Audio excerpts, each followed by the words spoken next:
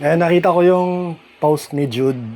Natuwa naman ako kasi ang ganda ng LJoy niya. Gusto ko yung LJoy na ganun 60 ampere. Kasi sa akin 600 lang pero bitin 40 ampere lang yung maximum ko kasi nga 600 watts lang. Syempre. So, eto papakita ko lang sa kanya kung ano yung mga dating kong setup. Kung ano yung mga napalitan ko na. Tsaka para makatulong din. Ito yung battery monitoring system.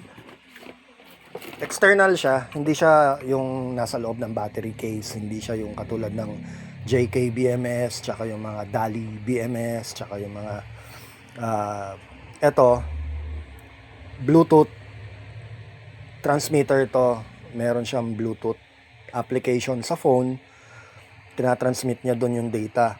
Nakokontrol niya yung low voltage cut-off, yung discharge current, yung basically lahat ng nagagawa ng much better pa nga to compare doon sa traditional na nakasanayan BMS sa battery. Ayan ganito lang yung BMS ko before. Kasi nag-start ako sa 1,000 watts na inverter lang.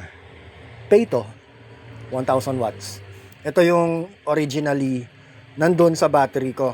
Ngayon, tinanggal ko to kasi 60 ampere lang medyo hindi na niya kakayanin. Pakita ko yung battery ko ha. Hi anak. Anak kang cute.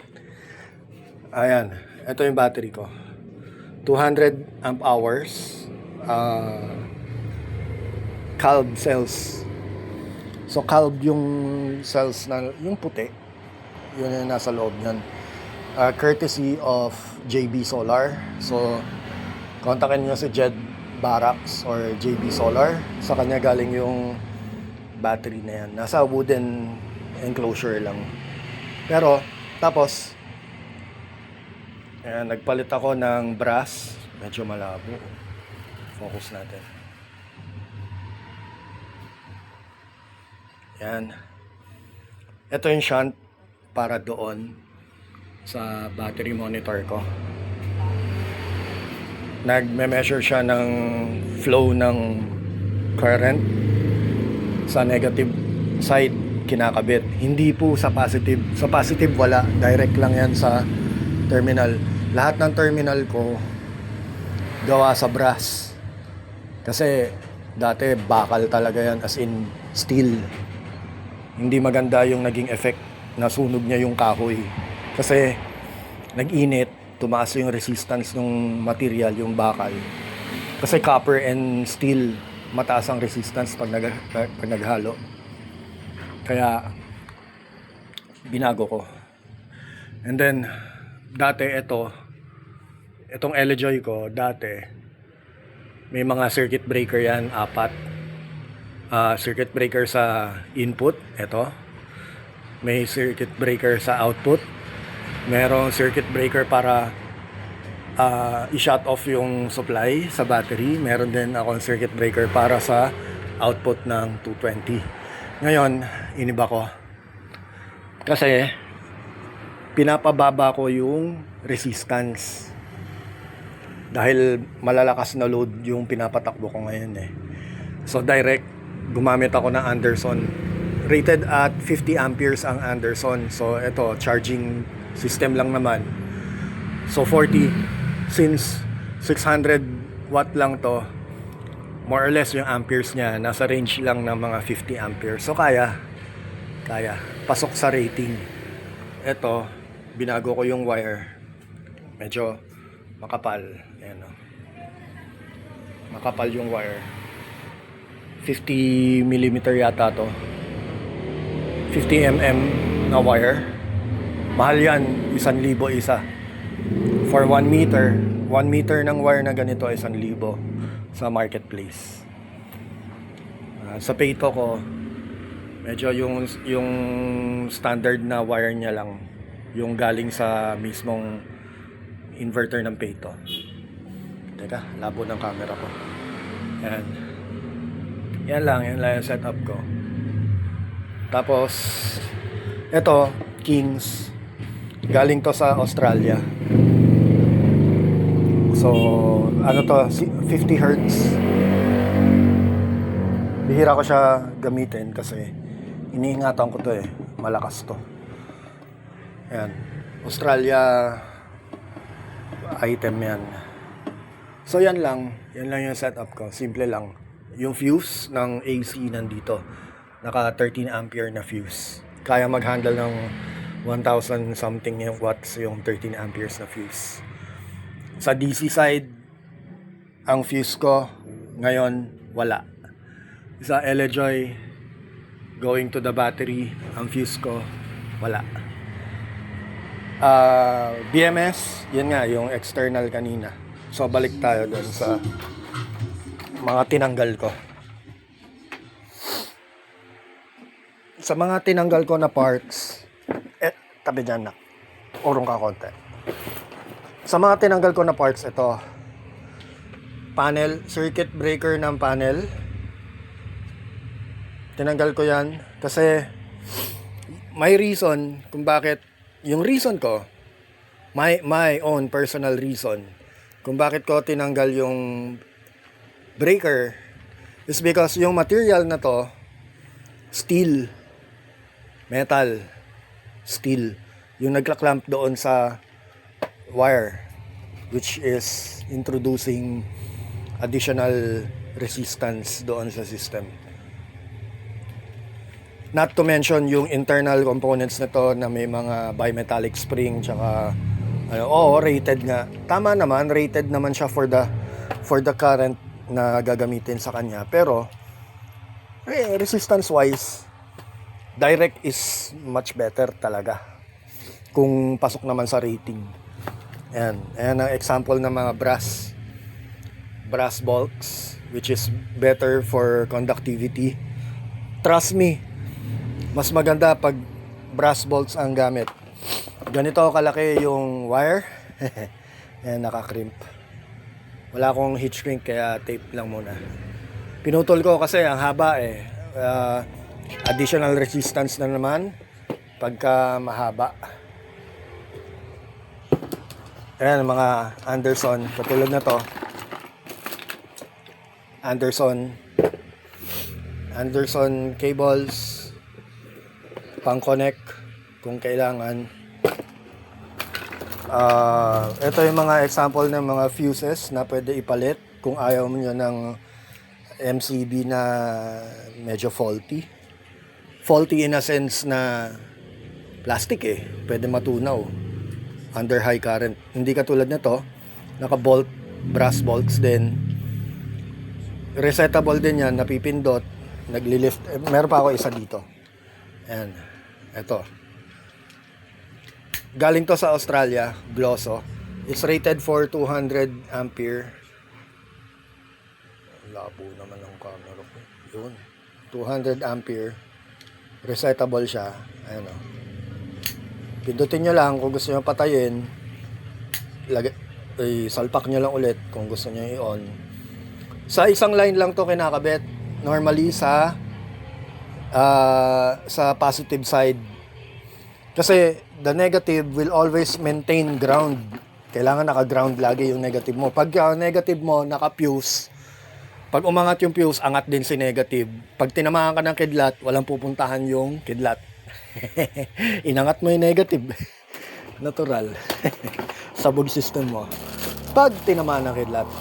So ayan, meron akong ganito kakapal yung wire.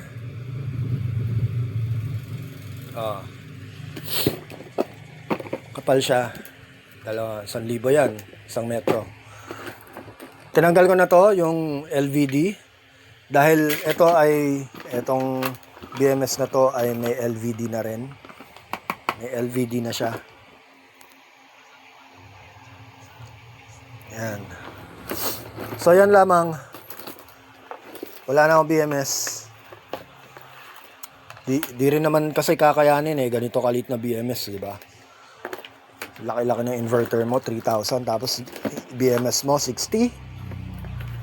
Wag na lang. maghihinder lang ng ampere yan. Ang dami kong tinanggal. Ito, para sa inverter ko. Nakalagay, inverter. Ito, battery. Ito, line or load. Ito, panel or T. So yan, nakita nyo na. Tapos yung mga wire ko dati, ganito lang, mga maliliit na maubod ng haba. Pinag-iiklian ko, tapos medyo nilakihan ko na rin. So hindi, tinanggal ko na yung ito yung size nung sapato. Pero ganito, pero short lang. As in parang ganyan lang.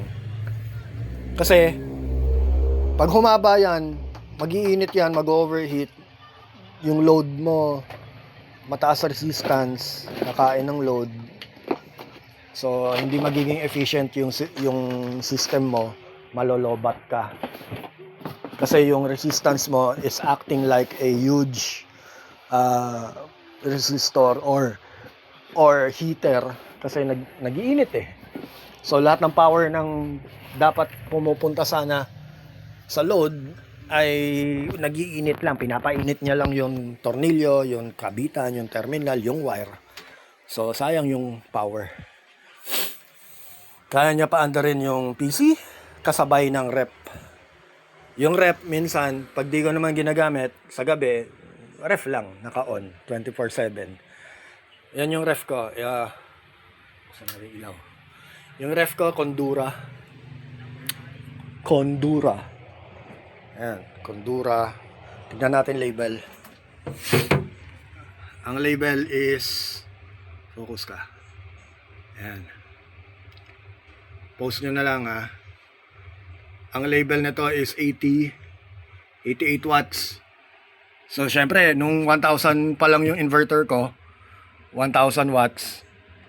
Sabi ko, 88 watts lang, kayang-kaya kasi 1000 eh.